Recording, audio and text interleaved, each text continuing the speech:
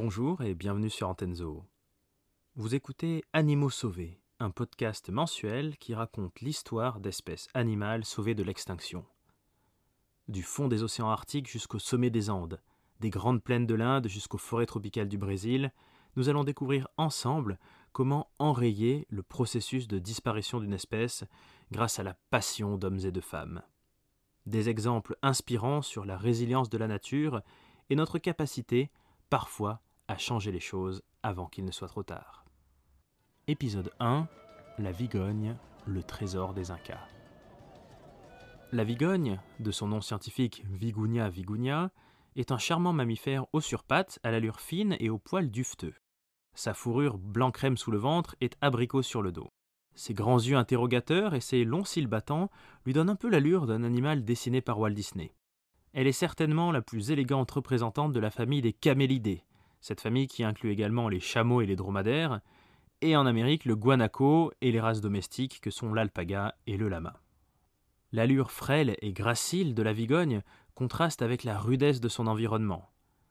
La vigogne est andine, elle est la reine des hauts plateaux d'altitude, secs, froids et venteux.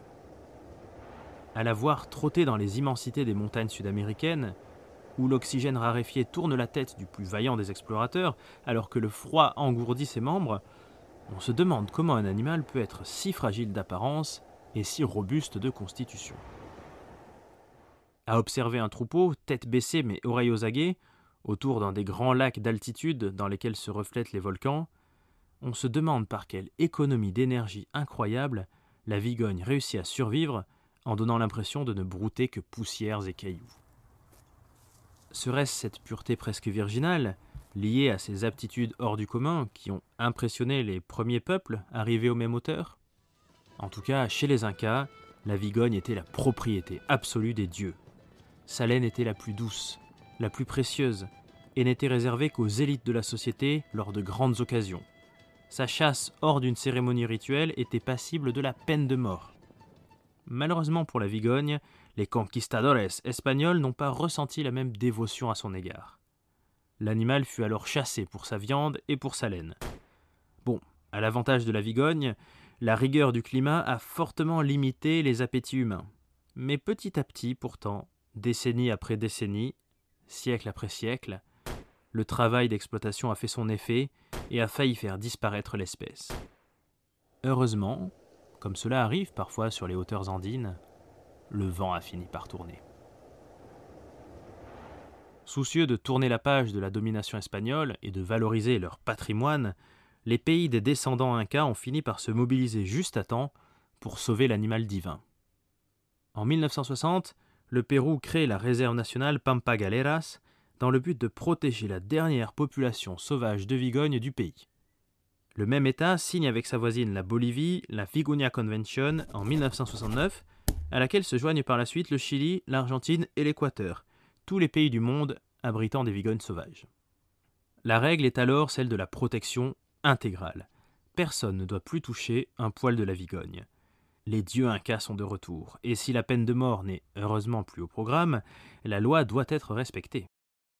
En 1975, la vigogne est inscrite à l'annexe 1 de la CITES, la Convention internationale régulant le commerce des espèces menacées. C'est le plus haut degré de protection possible. Il faut dire qu'il ne reste alors que 5 000 à 10 000 vigognes en tout et pour tout. Problème, cette régulation étatique brutale n'est pas au goût des communautés andines locales, la plupart vivant sous le seuil de pauvreté. Bien que le nombre de vigognes augmente alors lentement, le braconnage persiste. En 1982, l'Union internationale pour la conservation de la nature catégorise la vigogne comme espèce vulnérable sur liste rouge. La protection intégrale ne fonctionne pas.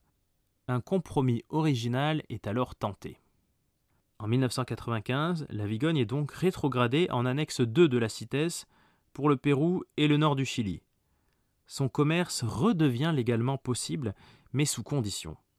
Et la condition est simple, elle tient en un seul mot, à la sonorité mythique, tchaku. Le tchaku était chez les Incas un rituel traditionnel, ayant lieu tous les 3 à 4 ans, durant lesquels les communautés andines partaient par village entier, à pied, dans les montagnes, encercler des vigognes sauvages, les capturer pour tondre leur laine et les relâcher. Depuis qu'elles étaient strictement et intégralement protégées, les Vigognes ne servaient à rien pour les habitants des Andes. Avec le retour du Tchakou, ils renouent avec leur tradition si longtemps bafouée et réprimée, tout en y trouvant un intérêt économique. Les communautés locales se voient confier la responsabilité d'exploitation de la ressource, aidée en Bolivie par l'État qui favorise la traçabilité de la laine. Les scientifiques sont mis à contribution, et leurs études prouvent que ces sessions de capture à pied, sans véhicule motorisé ni arme à feu, n'ont pas vraiment d'impact sur le stress des animaux ni sur leur succès reproducteur. Le pari fonctionne, le braconnage diminue, les vigognes prolifèrent. En 2008, l'Union internationale pour la conservation de la nature réévalue l'espèce et la considère en préoccupation mineure, c'est-à-dire la catégorie des animaux non menacés de disparition. Il y aurait aujourd'hui 500 000 vigognes sauvages, dont la moitié au Pérou et un quart en Bolivie. La tonte à pied par le Tchakou rapporte pour ces deux pays un total de plus de 3 millions de dollars US par an. La laine de vigogne est quasi exclusivement importée en Italie. Paradoxe bien humain, cette ressource, récoltée traditionnellement, à la main, au sommet des Andes par des villageois du bout du monde, se retrouve vendue à des prix exorbitants chez les fashionistas de l'Europe. La répartition des richesses n'est peut-être pas très égalitaire, mais pour les vigognes, la paix de l'époque inca est revenue.